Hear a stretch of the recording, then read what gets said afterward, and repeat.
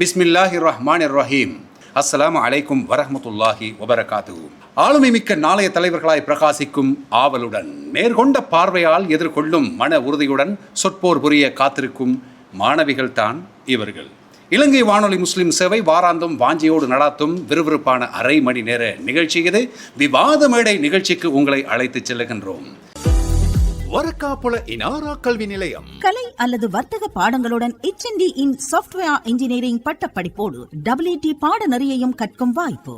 சிறப்பு தேர்ச்சி பெற்ற விரிவுரையாளர்களின் பாடப்போதனைகள், உணவு மற்றும் தங்குமிட வசதிகளுடன் பாதுகாப்பான இஸ்லாமிய சுற்றுச்சூழல், தமிழ் அல்லது ஆங்கில மொழி மூலம் கற்கும் வாய்ப்பு. பாடநெறியினை தொடரும் மாணவர்களுக்கு மடிக்கணினி 1 இலவசம். அகதியா மாணவர்களுக்கு விசேட விலை கழிவு. பதிவுகளுக்கும் தொடர்புகளுக்கும் இனாரா இன்ஸ்டிடியூட் ஆஃப் டெக்னாலஜி, வரக்காப்புல மற்றும் மாவனல்ல. போன் 077-419-1212. உங்களது சிறப்பான உயர்கல்விக்கு இனாரா உயர்கல்வி நிறுவனம். சரி, இன்றைய இந்த நிகழ்ச்சியின் தலைப்பு இதுதான். குடும்பத்தில் அதிக சவால்களை சந்திப்பது கணவனா மனைவியா என்பதுதான். அந்த வகையிலே என்னுடைய வலப்புறமாக இருக்கின்ற அணி வரக்காப்புல பாபுல் ஹசன் மத்திய கல்லூரி, என்னுடைய இடப்புறமாக இருக்கின்ற இந்த அணி தல்துவ முஸ்லிம் மகா வித்யாலயம். சரி, இந்த குடும்பத்தில் அதிக சவால்களை சந்திப்பது கணவன்தான் என்று வாதிட வருகின்றார்கள் தல்துவ முஸ்லிம் மகா வித்யாலய அணியினர். இல்லை, மனைவிதான் கூடுதலான சவால்களை சந்திக்கின்றார் என்ற அடிப்படையிலே வாதிட வருகின்றார்கள் வரக்காப்புல பாபுல் ஹசன் மத்திய கல்லூரி அணியினர். நல்லது நேயர்களே, பார்வையாளர்களே, இன்றைய இந்த நிகழ்ச்சிக்கு நடுவர்களாக இருப்பவர்கள், அதே போல எங்களுடைய அதிதிகள், நலன் விரும்பிகள் யார் என்பதை முதலில் நாங்கள் அறிமுகப்படுத்துகின்றோம். அந்த வகையிலே இந்த நிகழ்ச்சியை நெறிப்படுத்துவதில் எங்களுக்கு உதவியாக ஒத்தாசையாக இருப்பவர்கள் ஓய்வு பெற்ற அதிபர் MRM நியாசர் அவர்கள், அதே போல இலங்கை ஒலிபரப்பு கூட்டுத்தாபனத்தின் ஆங்கில சபையின் முன்னாள் கட்டுப்பாட்டாளர் அல்ஹாஜ் தாசிம் சார் அவர்கள் இருக்கின்றார்கள். அதே போல எங்களுடைய நடுவர்களை நாங்கள் ஞாபகப்படுத்துகின்றோம். அந்த வகையில் சுயாதீன தொலைக்காட்சியின் தமிழ் செய்தி பிரிவின் முன்னாள் உதவி முகாமையாளர் சிரேஷ்ட ஊடகவியலாளர் சித்திக் ஹனிஃபா அவர்கள் இருக்கின்றார்கள். அதே போல ஓய்வு பெற்ற அதிபரும் இனாரா இன்ஸ்டிடியூட் ஆஃப் டெக்னாலஜி நிறுவனத்தின் அதிபருமான ஜனாப் SHM நசார் அவர்கள் இருக்கின்றார்கள். அதே போல கேகாலை மாவட்ட அகதியா மத்திய சம்மேளனத்தின் தலைவர் அஷேக் அக்ரம் ஜுனைத் அவர்களும் வருகை தந்திருக்கின்றார்கள் என்பதையும் நாங்கள் ஞாபகப்படுத்துகின்றோம். அதே போல எங்களுடைய நிகழ்ச்சி ஒருங்கிணைப்பாளர் AKIM தில்ஷாத், நிகழ்ச்சி தயாரிப்பாளர் A முகமது ரலீம் ஆகியோரும் இருக்கின்றார்கள். எங்களுடைய அதிதிகளை நாங்கள் எடுத்துக்கொண்டால் இனாரா கல்வி நிலையம் எங்களுடைய விவாத மேடை நிகழ்ச்சிக்கு பிரதான அனுசரணை வழங்குகின்றது. நிறுவனத்தின் ஸ்தாபக தந்தை ஜமால் ஹுசைன், அவரது பாரியார் முனீரா, அவரது புதல்வர்களான ஹுசைன் ஜமால், அதே போல ஹசன் ஜமால், புதல்வி சாரா ஆகியோர் இங்கே வருகை தந்திருக்கின்றார்கள். அவர்களையும் நாங்கள் வருக வருக என வரவேற்றுக் கொண்டு நாங்கள் இப்பொழுது நிகழ்ச்சிக்கு உங்களை அழைத்துச் செல்கின்றோம். முதல் சந்தர்ப்பம் பாபுல் ஹசன் மத்திய கல்லூரி அணியின் தலைவி MSF அமானி.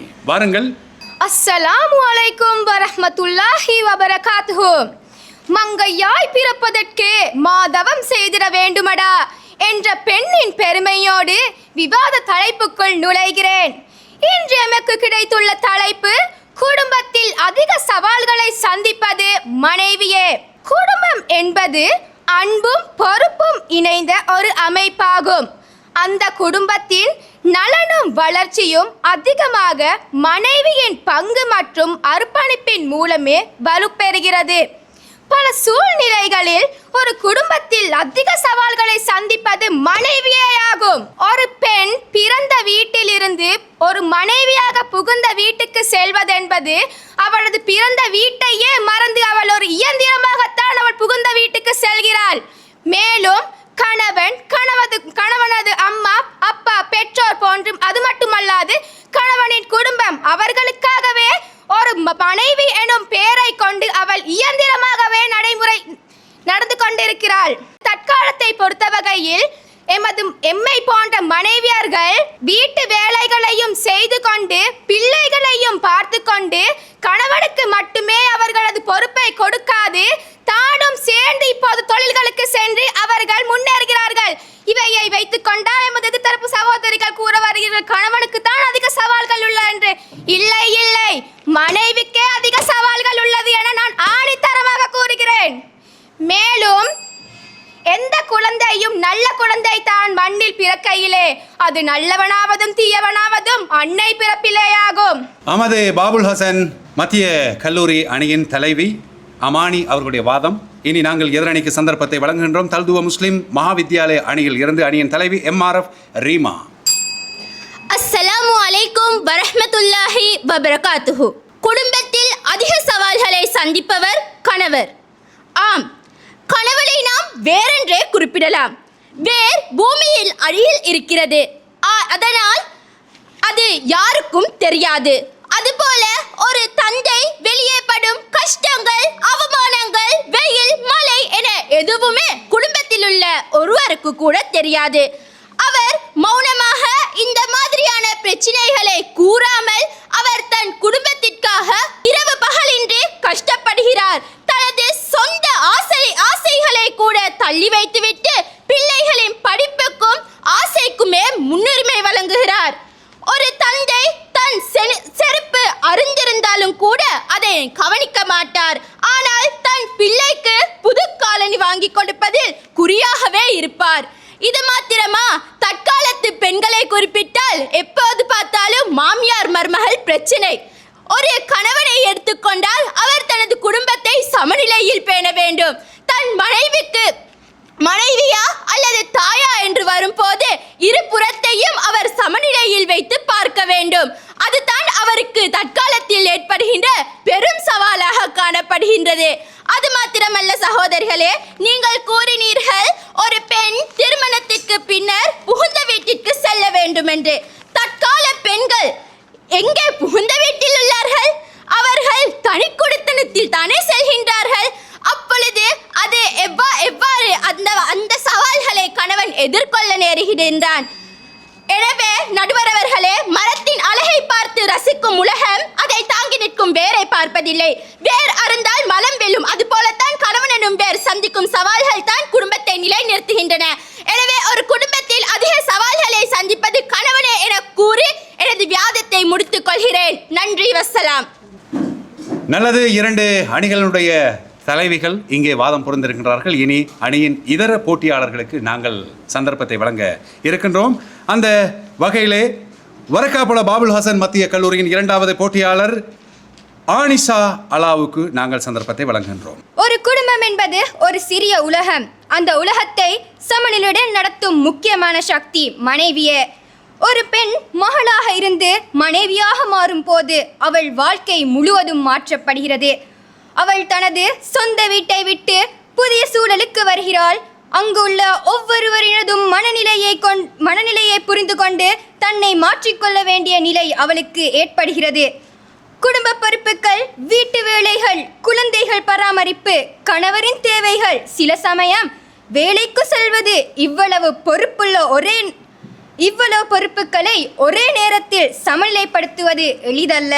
ஆனால் மனைவி அதை அமைதியாக செய்து காட்டுகிறாள்.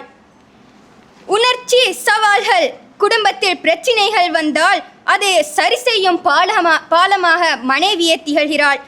தன் உணர்ச்சிகளை ஒதுக்கி வைத்து மற்றவர்களின் நலனுக்காக பாடுபடுகிறாள்.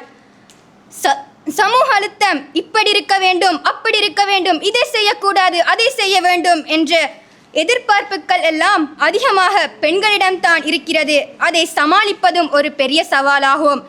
கணவன் என்பவன் வேறென்றால் மனைவி என்பவள் அதன் ஆணிவேர்.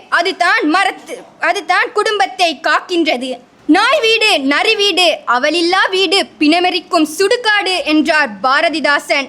ஒரு மனைவி இல்லாத வீட்டை சுடுகாடு என்று பாரதிதாசன் சுட்டிக்காட்டியுள்ளார். ஒரு குடும்பம் மகிழ்ச்சியாக இருக்க வேண்டுமென்றால் அந்த குடும்பத்தின் மையமாக இருக்கும் மனைவி மகிழ்ச்சியாக இருக்க வேண்டும். எனவே குடும்பத்தில் அதிக சவால்களை சந்திப்பது மனைவியே என்று கூறி என் வாதத்தை முடிக்கிறேன். நன்றி. இனி எதிரணியின் இரண்டாவது போட்டியாளருக்கு சந்தர்ப்பம். ASF ஹயா. ஒரு குடும்பத்தில் அதிக சவால்களை சந்திப்பது கணவனே என எனது அணித்தலைவி கூறி சென்றதை நான் மேலும் தொடர வந்துள்ளேன். ஆம், எனது எதிர்த்தரப்பு சகோதரிகளே, கணவன் தான் குடும்பத்தின் அச்சாணி. அவர் சந்திக்கும் போராட்டங்கள் வெளியே தெரிவதும் இல்லை, காண்பதும் இல்லை. குடும்பத்தின் தேவைகளை பூர்த்தி செய்ய பணம் ஈட்டுவது கணவரின் முக்கிய பொறுப்பாகும் என்பதை நடுவர்களே உங்களால் மறுக்க முடியாதல்லவா? விலைவாசி உயர்வு போன்ற காலங்களில் இது பெரும் மன அழுத்தத்தை வலியையும் மனவேதனையையும் தரும். நள்ளிரவில் ஒரு சத்தம் கேட்டாலும் ஆபத்து என்றாலும் பாதுகாப்பாரனாக முதலில் எழுவது யார்? கணவன் தானே. குடும்பத்தின் பாதுகாப்பிற்கு அவரே முக்கிய பொறுப்பு. சமூகம், வேலை செய்யும் இடம் என வெளி உலகம் பிரச்சினைகளை சமாளித்து அவற்றை வீட்டுக்குள் கொண்டு வராமல் தடுக்கும் ஒரு பாரிய வடிகட்டியாக செயல்படுவது பெரியதொரு சவாலாகும். ஆம், எனது எதிர்த்தரப்பு சகோதரி கூறினார், மனைவிமார்தான் வீட்டில் அதிக வேலைகளை செய்வதென்று. ஆனால் இப்பொழுதுள்ள மனைவிமார் இன்று வீட்டிற்கு வேலை செய்ய வேலைக்காரிகளை தானே கொண்டிருக்கிறாள். கடினமான பழுது பார்ப்பு வேலைகள், கனமான பொருட்களை தூக்குவதென உடல் ரீதியான பல சவால்களை ஏற்றுக்கொள்கிறார். அது மட்டுமா, வெளிநாட்டில் வேலைகளை செய்யும் கணவர்கள் தம் குடும்பத்தை பாதுகாப்புவதற்கும் பராமரிப்பதற்கும் அவர்கள் பல சவால்களை எதிர்கொள்கின்றனர். ஆனால் பெரும்பாலும் தங்கள் கவலைகளை வெளியே சொல்ல மாட்டார்கள் என கூறி, ஒரு குடும்பத்தின் அதிக சவால்களை சந்திப்பது கணவனே என ஆணித்தரமாக கூறி விடை பெறுகிறேன். நன்றி, வசலாம். அது தல்துவ அணியில் இருந்து ASF ஹயா தல்துவ முஸ்லிம் மகா வித்யாலய அணி சார்பாக வாதிட்டார். இனி நாங்கள் மூன்றாவது போட்டியாளர்களுக்கு சந்தர்ப்பத்தை வழங்க இருக்கின்றோம். அந்த வகையிலே வரக்காபல பாபுல் ஹசன் மத்திய கல்லூரியில் இருந்து செல்வி MRF ரிஸ்னா. ஒரு கணவன், அதுவும் மனைவியை இழந்த கணவன், தனியாக பிள்ளையை வளர்த்து அவர்களை நல்ல நிலைமைகளுக்கு இட்டுள்ளார் என்று எங்கேயாவது நீங்கள் கேள்விப்பட்டிருக்கிறீர்களா? ஆனால் ஒரு பெண், அதாவது ஒரு மனைவி தாயென்ற நிலையிலிருந்து கணவன் இழந்த நிலையாயினும் கஷ்டப்பட்டு தங்களது குழந்தைகளை படிக்க வைத்து ஆளாக்கிய வரலாறு எங்கும் உண்டு. நான் உதாரணமாக உங்களுக்கு ஒன்றை முன்வைக்கிறேன். Thomas Alva Edison. இவர் படிக்க முடியாத முட்டாள் என்று பாடசாலையில் துரத்திய போதும் இவரது திறமையை கண்ட தாய் தானே அவரது தாயின் முயற்சியினால் தானே அவர் இவ்வுலகிற்கு தென்பட்டார். அவர் தாயின் அந்த முயற்சி இல்லாவிட்டால் நீங்கள் எப்படி இவ்வளவு வெளிச்சமாக இருப்பீர்கள்? கணவன் மனைவி வீட்டுக்கு சென்றால் மனைவியின் குடும்பத்தினரால் அவர் கௌரவமாக கவனிப்பார்கள். ஆனால் மனைவி கணவனின் வீட்டுக்கு சென்றால் அவள் வேலை செய்யும் இயந்திரமாகவே கருதப்படுகிறாள். வீட்டிற்கு புதிதாக கொண்டு வரப்பட்ட செலவு இயந்திரமாகவே அந்த மனைவி காணப்படுகிறாள். கணவன் மனைவியை ராணி மாதிரி பார்த்துக்கொள்வேன் என்கிறார்கள். அப்படியானால் எதற்காக ஒரு பெண் வேறொரு வீட்டிற்கு வேலைக்காரியாக செல்ல வேண்டும்? எதிரணியினர் கூறினார், நாங்கள் வேலைகளை வேலைக்காரிகள் வைத்து செய்து கொள்வோம் என்று. அப்படியான அந்த வேலைக்காரியும் ஒரு பெண் தானே. குடும்பத்தின் அதிக சவால்களை பெண்களே சந்திக்கிறார்கள், அதாவது மனைவியே சந்திக்கிறார் என்று கூறி விடைபெறுகிறேன். நல்லது. அது பாபுல் ஹசன் மத்திய கல்லூரி அணியில் இருந்து மூன்றாவது போட்டியாளர் ரிஸ்னா. இனி எதிரணி தல்துவ முஸ்லிம் மகா வித்யாலய அணிக்கு சந்தர்ப்பம். அஷ்வா, வாருங்கள். ஒரு குடும்பத்தில் அதிக சவால்களை சந்திப்பது கணவனே ஆவார் என்ற தலைப்பில் எனது அணியினர் விட்டு சென்றதை நான் தொட்டு செல்ல வந்துள்ளேன்.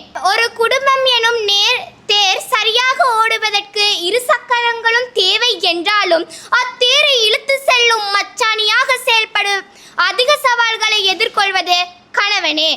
குடும்பத்தின் நிம்மதிக்காக தன் உணர்வுகளையும் சுகங்களையும் தியாகம் செய்யும் ஒரு உன்னதமான பணியை மேற்கொள்வர் கணவனே ஆவார்.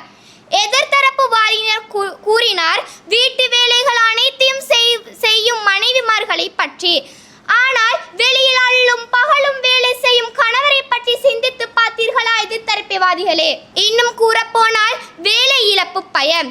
இன்றைய பொருளாதார சூழலில் ஒரு கணவனின் ஆக பெரிய அச்சம் என்னவென்றால் வேலை இழப்பு தான். வேலை இழந்தால் தன் பிள்ளைகளின் கல்வி, அன்றாட உணவு, வாடகை என அனைத்தும் ஸ்தம்பித்து விடும் என்ற பயம் அவனை ஒவ்வொரு நொடியும் துரத்தி கொண்டிருக்கிறது. இந்த வேலை இழப்பு அழுத்தம் தரும் மன உளைச்சல் வெளியில் தெரிவதில்லை, ஆனால் அது அவனை உள்ளுக்குள் அரைத்து கொண்டே இருக்கும். இன்னும் கூறப்போனால் குடும்பத்திற்காக தன்னலமின்றி உழைத்தல். கணவன் என்பவன் ஒரு குடும்பத்தின் நிதி அமைச்சர். தனக்கு ஒரு சட்டை வாங்க கூட 1000 முறை யோசிக்கும் ஒரு தந்தை தன் பிள்ளையின் ஆசைக்காகவும் மனைவியின் தேவைக்காகவும் கடினமான வேலையையும் சளைக்காமல் செய்கிறான். தன் ஆரோக்கியத்தை பின்னுக்கு தள்ளிவிட்டு குடும்பத்தின் எதிர்காலத்திற்காக தன்னலமின்றி உழைக்கும் இயந்திரமாக அவன் மாறுகிறான். சற்று சிந்தித்து பாருங்களே எதிர்த்தரப்புவாதிகளே.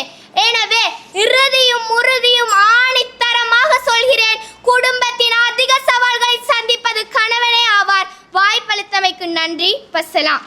நல்லது. முதல் சுற்றிலே 2 அணிகளுமே வாதம் புரிந்திருக்கின்றார்கள். இனி 2வது சந்தர்ப்பம், 2வது சுற்று தொகுப்புரை வழங்குவதற்காக அந்த வகையிலே தல்துவ முஸ்லிம் மகாவித்யாலய அணியின் தலைவி ரீமாவுக்கு சந்தர்ப்பத்தை வழங்குகின்றோம். தொகுப்புரை வழங்க. ஒரு குடும்பத்தில் கணவனானவன் தனது உணர்ச்சிகளை வெளிப்படுத்த முடியாத நிலையில் காணப்படுகிறான்.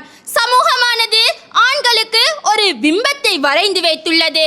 ஆண் என்பவர் அழக்கூடாது, பலவீனமாக இருக்கக்கூடாது என்ற பிம்பத்தால் தனக்கு ஏற்படும் வலிகளையும் தோல்விகளையும் யாரிடமும் பகிர்ந்து கொள்ள முடியாமல் அவர் தவிக்கின்றார். உள்ளுக்குள் அழுது கொண்டே அவர் வெளியில் ஒரு புன்னகை போர்வையை போத்திக் கொண்டு வாழ்வது ஒரு மிகப்பெரிய மனரீதியான சவாலாயிருக்கும்.